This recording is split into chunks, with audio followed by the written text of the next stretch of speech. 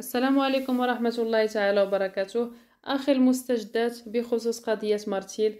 راضية الزوجة اللي صفتها راجلها منذ أزيد من 11 سنة ودازت في مختفون كتعلن على الاختفاء ديالو بدم بارد. كما كنعرفو عندها واحد الابن اللي مختفي لأزيد من 6 سنوات سميتو شريف، وكانت كتقول للناس باللي مشى للجزائر، مشى لإسبانيا، مشى كيقلب على الأب ديالو. المهم كان مختفي، كان في عداد المختفين.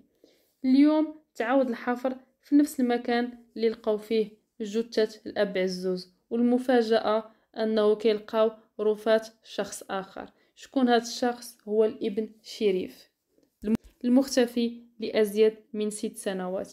يعني راضية، هاد الأم، هاد المجرمة اللي حرام واش تكون إنسانة، صفتها الزوج ديالها، وأخبار كتروج أنه من بعد ما الابن ديالها عاق بها صفتها ليه حتى هو ودفنته في نفس المكان. كما أن راضية حاولت تصفي على راسها في السجن نظرا للحكم والعقوبة القاسية، ولكن ما نجحتش في الأمر.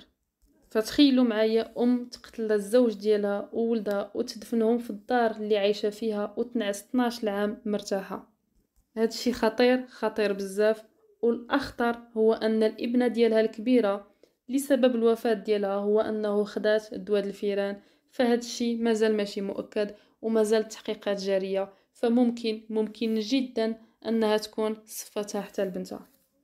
فكنشوفوا بلي هاد العائلة تشتات ودمرات، الأم في السجن، الابنة الزوج توفاو ومازال عندها ابنة صغيرة. فعلم الله كيفاش تكون النفسية والحالة ديالها.